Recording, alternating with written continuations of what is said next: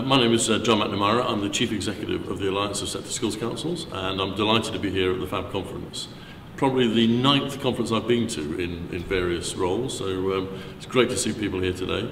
It's a combination of awarding body attendees, SSCs, and SSCs that actually have awarding bodies here as well. So it's a great time for the whole industry to come together and talk about issues of the day.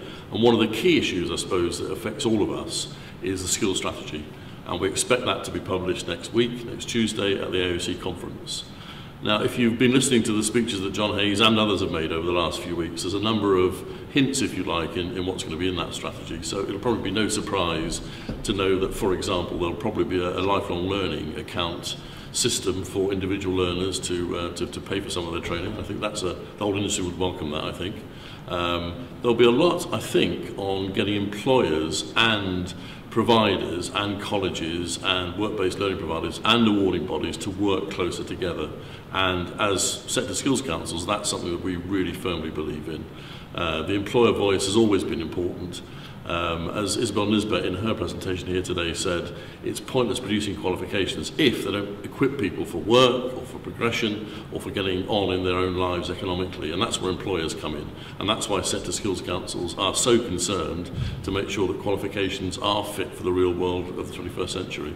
And I think there'll be a lot in that strategy next week around how this government perceives that job, how it can do that job in a more effective and a more closely aligned way. Because in times of severe budget challenge, as I said on the floor of the conference this afternoon, we have to work together. We have to pool resources. Sector skills councils who represent employers across every sector of the UK have to work and want to work with providers, colleges and awarding bodies. Otherwise, we really are going to go down a blind alley again. We need to really reflect on that in terms of times of austerity and reduced expenditure.